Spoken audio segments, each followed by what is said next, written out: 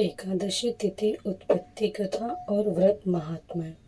युधिष्ठिर ने पूछा, भगवान, पुण्यमय एकादशी तिथि कैसे उत्पन्न हुई? इस संसार में क्यों पवित्र मानी गई है तथा देवताओं को कैसे प्रिय हुई? श्री भगवान बोले, कुंती नंदन, प्राचीन समय की बात है। सतयुग में मूर नामक दानव रहता था। वह बड़ा ही अद्भुत, अत्यंत रौद्र तथा संपूर्ण देवताओं के लिए भयंकर था। उस काल रूपधारी दुरात्मा महाअसुर ने इंद्र को भी जीत लिया था। संपूर्ण देवता उससे परास्त होकर स्वर्ग से निकाले जा चुके थे और सांकेतिक तथा भयभीत होकर पृथ्वी पर विचरा करते थे। एक दिन सब देवता महादेव जी के पास गए। वहां इंद्र ने भगवान शिव के आगे सारा हाल कह सुनाया। इंद्र बोले, महेश्वर, यह देवता स्वर्गलोक से भ्रष्ट होकर पृथ्वी पर विचर रहे हैं। मनुष्यों में रहकर इनकी शोभा नहीं होती। देव, कोई उपाय बतलाइए। देवता किसके सहारे ले? कोई उपाय बतलाइए, देवता किसका सहारा ले? महादेव जी ने कहा, देवराज, जहाँ सबको शरण देने वाले, सबकी रक्षा में तत्पर रहने वाले जगत के स्वामी भगवान गरुड़ ध्वज विराजमान हैं, वहां जाओ, वह तुम लोगों की रक्षा करेंगे। भगवान श्री कृष्ण कहते हैं, युधिष्ठिर, महादेव जी की बात सुनकर परम बुद्धिमान देवराज इंद्र संपूर्ण देवताओं के साथ वहां गए। भगवान गदाधर क्षीर सागर के जल में सो रहे थे। उनका दर्शन करके इंद्र ने हाथ जोड़कर स्तुति आरंभ की। इंद्र बोले, देवेश्वर, आपको नमस्कार है। देवताओं और दानव दोनों ही आपका वंदना करते हैं। पुंडरीकाक्ष, आप दैत्यों के शत्रु हैं। मधुसूदन, हम लोगों की रक्षा कीजिए। जगन्नाथ, संपूर्ण देवता मूर दानव नामक दानव से भयभीत होकर आपकी शरण में आए हैं। भक्तवत्सल, हमें बचाइए। देव देवेश्वर, हमें बचाइए। जनार्दन, हमारी रक्षा कीजिए, रक्षा कीजिए। दानवों का विनाश करने वाले कमल नयन, हमारी रक्षा कीजिए।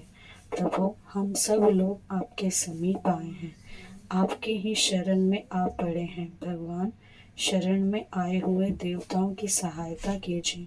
देव, आप ही पति, आप ही मति, आप ही कर्ता, आप ही कारण हैं। आप ही सब लोगों की माता और आप ही इस जगत के पिता हैं। भगवान देव देवेश्वर, शरणागत वत्सल, देवता भयभीत होकर आपकी शरण में आए हैं। प्रभु, अत्यंत उग्र स्वभाव वाले महाबली मूर नामक दानव ने संपूर्ण देवताओं को जीतकर इन्हें स्वर्ग से निकाल दिया है। इंद्र की बात सुनकर भगवान विष्णु बोले, देवराज, वह दानव कैसा है? उसका रूप और बल कैसा है तथा उस दुष्ट के रहने का स्थान कहाँ है? इंद्र बोले, देवेश्वर, पूर्व काल में ब्रह्मा जी के वंश में तालजंग नामक एक महान असुर उत्पन्न हुआ था, जो अत्यंत भयंकर था। उसका पुत्र मूर दानव के नाम से विख्यात हुआ है। वह भी अत्यंत उत्कट, महापराक्रमी और देवताओं के लिए भयंकर है। चंद्रवती नाम से प्रसिद्ध एक नगरी है, उसमें स्थान बनाकर वह निवास करता है। उस दैत्य ने समस्त देवताओं को परास्त करके स्वर्गलोक से बाहर कर दिया है। उसने एक दूसरे ही इंद्र को स्वर्ग के सिंहासन पर बैठाया है। अग्नि, चंद्रमा, सूर्य, वायु तथा वरुण भी उससे दूसरे ही बनाए हैं। जनार्दन, मैं सच्ची बात बता रहा हूँ, उसने सब कोई दूसरा ही कर लिया है। देवताओं को तो उसने प्रत्येक स्थान से वंचित कर दिया है। इंद्र का कथन सुनकर भगवान जनार्दन को बड़ा क्रोध हुआ। वह देवताओं को साथ लेकर चंद्रवतीपुरी में गए। देवताओं ने देखा दैत्यराज बारंबार गर्जना कर रहा है।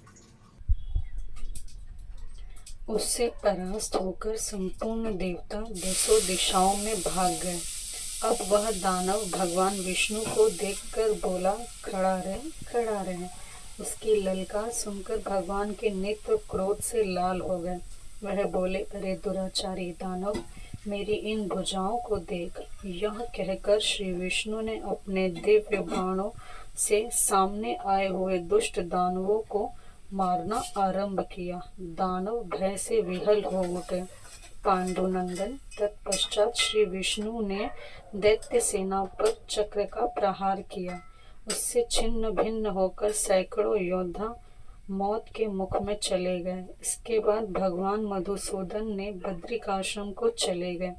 वहां सिंहावती नामक गुफा थी जो 12 योजन लंबी थी। पांडुनंदन उस गुफा में एक ही दरवाजा था।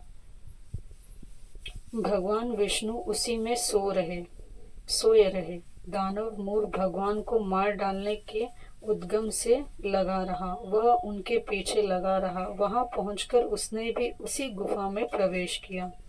वह भगवान को सोते देख उसे बड़ा हर्ष हुआ। उसने सोचा, यह दानवों को भय देने वाला देवता, अतः निसंदेह इसे मार डालूंगा।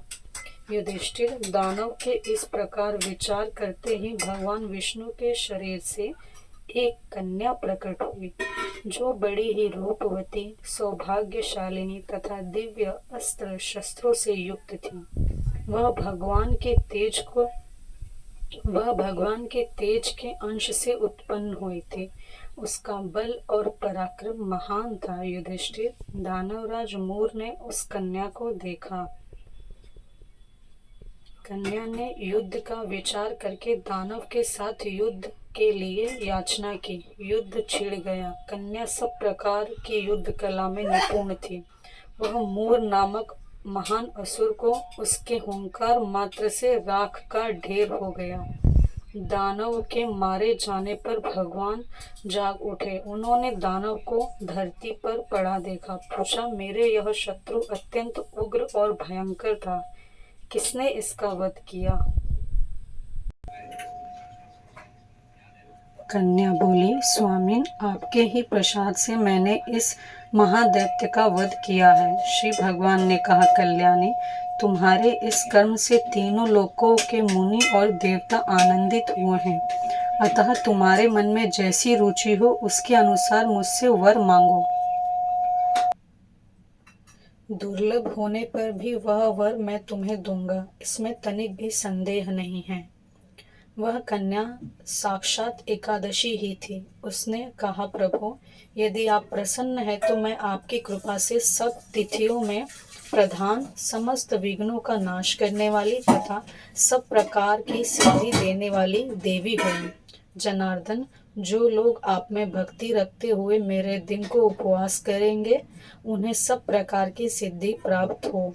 माधव, जो लोग उपवास, नक्त अथवा एक भुक्त करके मेरे व्रत का पालन करें उन्हें आप धन, धर्म और मोक्ष प्रदान कीजिए। श्री विष्णु बोले, कल्याणी, जो कुछ कहती हो वह सब पूर्ण होगा। भगवान श्री कृष्ण कहते हैं, युधिष्ठिर, ऐसे वह वर पाकर महाव्रता एकादशी बहुत प्रसन्न हुए। दोनों पक्षों की एकादशी समान रूप से कल्याण करने वाली है। इसमें शुक्ल और कृष्ण पक्ष का भेद नहीं करना चाहिए। यदि उदय काल में थोड़ी सी एकादशी, मध्यम में पूरी द्वादशी और अंत में किंचन भी त्रयोदशी हो तो वह त्रिस्पर्शा एकादशी कहलाती है। वह भगवान को बहुत ही प्रिय है। यदि एक त्रिस्पर्शा एकादशी उपवास कर ली जाए तो 1 सहस्त्र एकादशी व्रत का फल प्राप्त होता है तथा इस प्रकार द्वादशी के कारण करने पर सहस्त्र गुना फल माना गया है। अष्टमी, एकादशी, षष्ठी, तृतीय और चतुर्दशी यह यदि पूर्व तिथि से वृद्ध हो तो उनमें व्रत नहीं करना चाहिए। परिवर्तित तिथि से युक्त होने पर ही इनमें उपवास का विधान है। पहले दिन दिन में और रात में भी एकादशी हो तो दूसरे दिन केवल प्रातःकाल एक दंड एकादशी रहे तो पहले तिथि की परित्याग करके दूसरे दिन की द्वादशी युक्त एकादशी को ही उपवास करना चाहिए। यह विधि मैंने दोनों पक्षों की एकादशी के लिए बताई है। जो मनुष्य एकादशी को उपवास करता है वह वैकुंठ में, जहाँ साक्षात भगवान गरुड़ ध्वज विराजमान है, वहां जाता है। जो मानव हर समय एकादशी के महात्म्य का पाठ करता है उसे सहस्त्र गौदान का पुण्य फल प्राप्त होता है। जो दिन और रात में भक्ति पूर्वक इस महात्म्य का श्रवण करता है वह निसंदेह ब्रह्म हत्या और पापों से मुक्त हो जाता है। एकादशी के समान पापनाशक व्रत दूसरा कोई नहीं है। बोलिए जय जय श्री राधे।